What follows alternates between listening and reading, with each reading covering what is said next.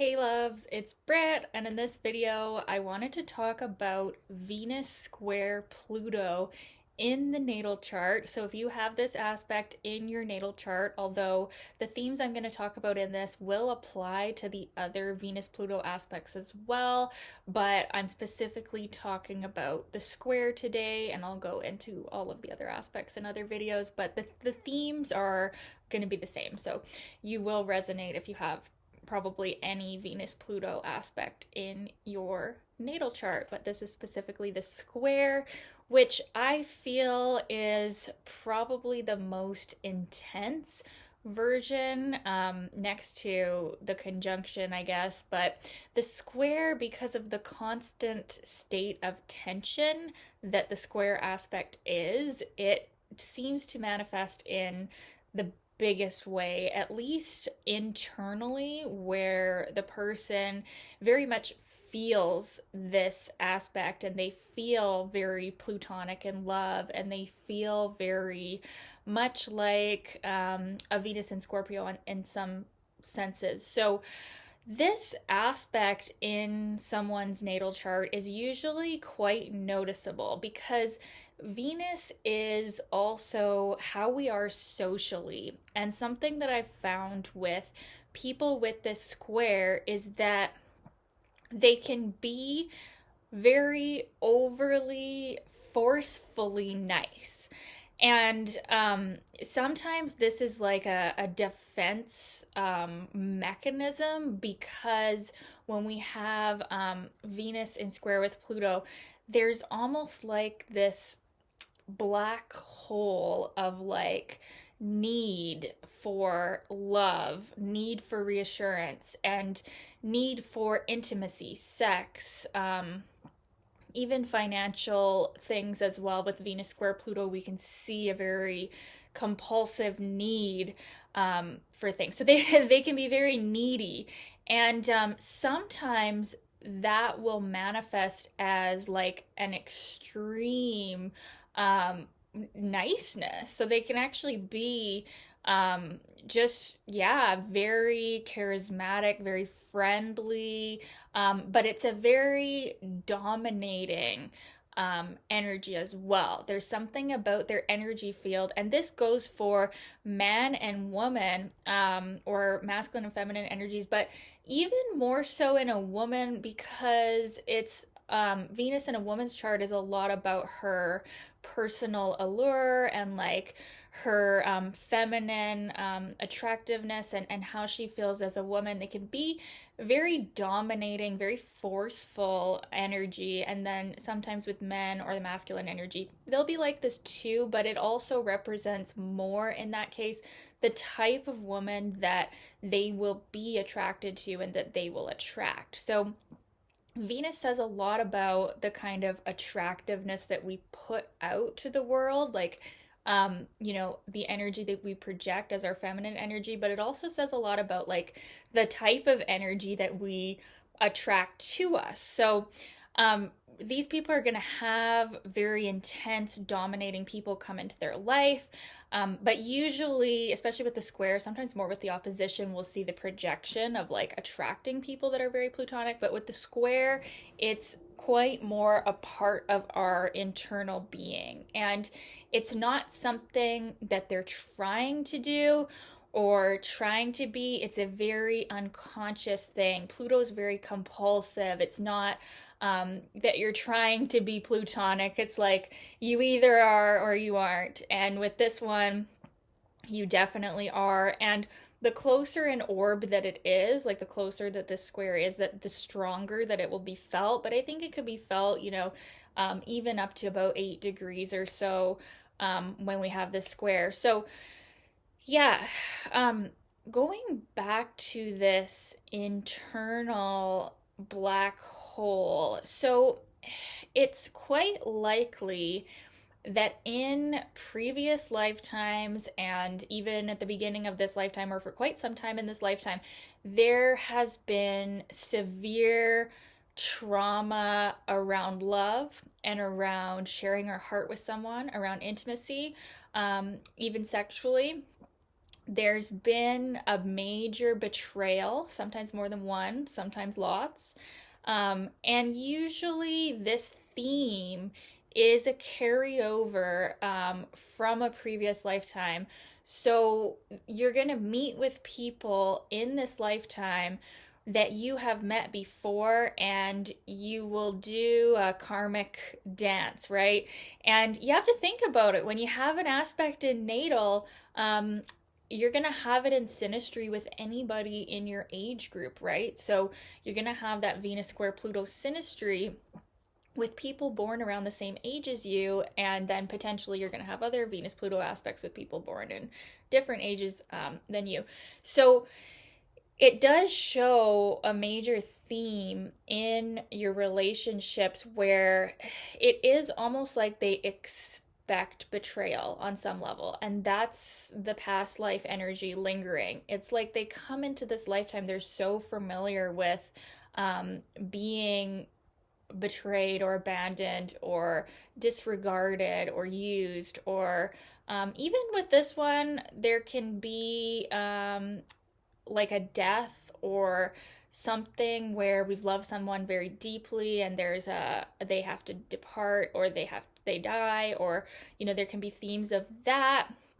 Venus Pluto synastry can also show like a death or a loss sometimes too. I know that with my late husband, we had the Venus Pluto opposition in the synastry. I don't have it in natal, but there can be a theme around loss and losing what one has put their heart into.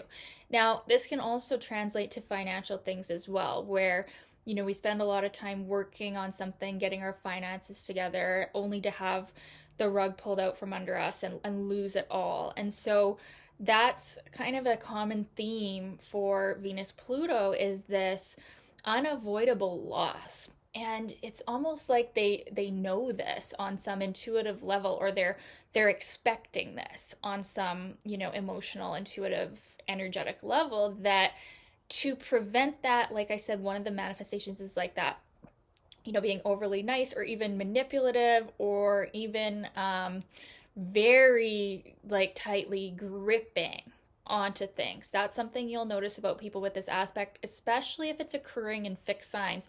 You're going to see some really grippy behavior. This is the stage 5 clinger, right? This is the person that will not let you breathe, will not let you look at another person. There can be obsessiveness, jealousy, everything that is characteristic of a plutonic relationship. Imagine living with that in your natal chart. That's what these people live with, is these, powerful feelings. Now, I'm going to talk about good things about this aspect too, because I really do think that if you've chosen to be born with this aspect, you've come here with, in a sense, a love karma, but you've also come here with a very specific medicine around love that is going to heal the world, if possible, when you can alchemize this, because this is big stuff. This is like the wounds of humanity around love, around self-worth. Like, you have come to take a big chunk of these wounds and alchemize that. So it does end up being a gift, and it is, when you have the square, very unavoidable. Like, sometimes when you have an opposition, you can project it onto other people. Sometimes when you have the inconjunct, it's more unconscious. When you have the square, it's like it's still unconscious, but it's almost like you're forced through the difficulties, through the inner tension. You're forced to look at this. You're forced to transform it. So what ends up happening is that these people have this power because they've gone through so much. They've gone through the betrayal. They've gone through the heartache. They've gone through, there's going to be relationships that are like, like Venus Pluto aspects. It's like out of a movie, like all like, rom-coms, or like, not even rom-coms, like romance, tragedies, or even like the Venus Pluto square person. It's like their love life is a movie. There's something crazy going on. There's something intense. There's something, I mean, they could make their own movie or write a book about it, because it's going to be some like higher level stuff that it can definitely be like deaths and rebirths over and over again in the love life. So it's definitely not boring. It's very intense for the person. So what can end up happening in going through that is a wisdom attained. And what the lesson is that they're learning through all that is to let go, right? Loosen the grip. Like the classic saying of like, if you love someone, let them go. If they come back, they're yours, blah blah blah.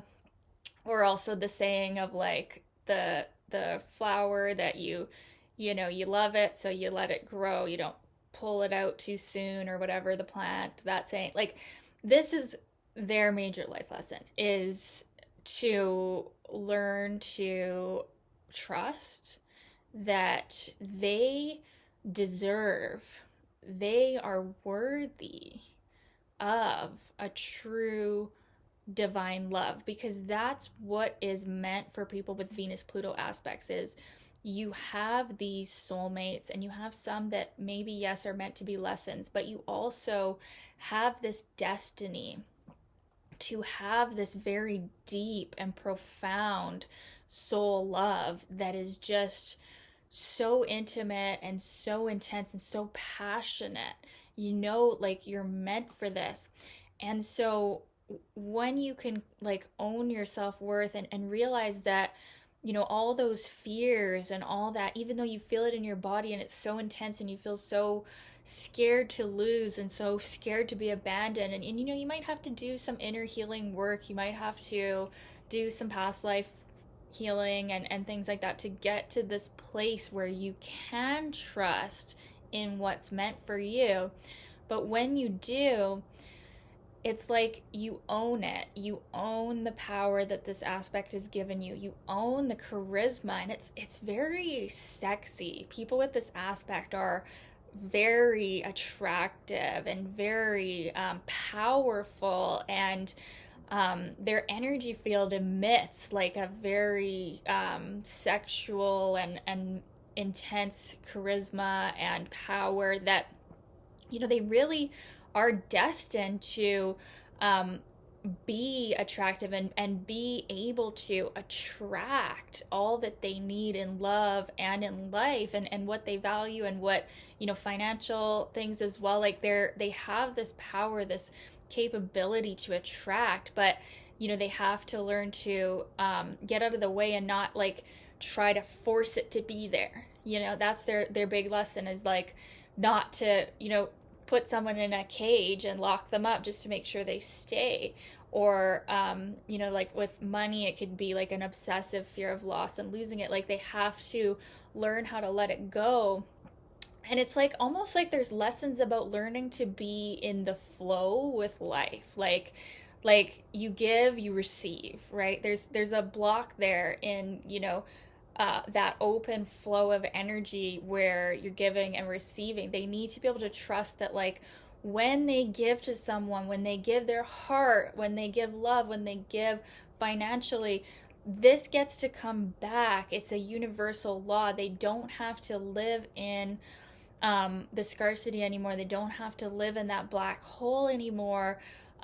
This isn't these previous lifetimes. That karmic cycle is over. That energy that you've lived with for so long, there comes a point where the lesson is learned and something clicks, and you're ready for the new timeline. You're ready to have the true love that you're meant for, and owning that power and that Venus energy. It is about also activating that feminine energy and knowing that it's okay to be sexy, it's okay to be powerful, it's okay to be this, charismatic, attractive, alluring person, and attract what's for your highest good, attract it to you, rather than having to hunt it down and force it to be there and grip so tightly to make sure you don't lose it. Because when you do that, that is when you lose it. That's the law of life. So what you'll have happen with this aspect is you'll have relationships that are betrayals, or you'll have people that hurt you. You'll have these like I said, it's like a movie. You'll have some crazy stuff happen, and what that's meant to teach you is this lesson. And so if you just learn now how to be in that energy of giving, receiving, and trusting, and knowing that you're worthy, and you deserve all that your heart desires, all that your Venus wants, and whatever sign that it is, then you can absolutely have it. Because that's the thing with squares, is that the amount of tension that there is brings great manifestation power. And yeah, you're destined for a very deep, profound soulmate love with this aspect once you learn the lesson, clear the karma, and choose to be in the new cycle. So, yeah, what else about this aspect? Yeah, I think I've said it all. This is actually kind of a long video. Maybe there'll be another part, and yeah, I'd like to go into the other aspects as well. But yeah, I hope this video was helpful. Thank you so much for watching. Thank you for your requests. Keep them coming in the comments, you guys, and we'll talk soon. Okay, bye.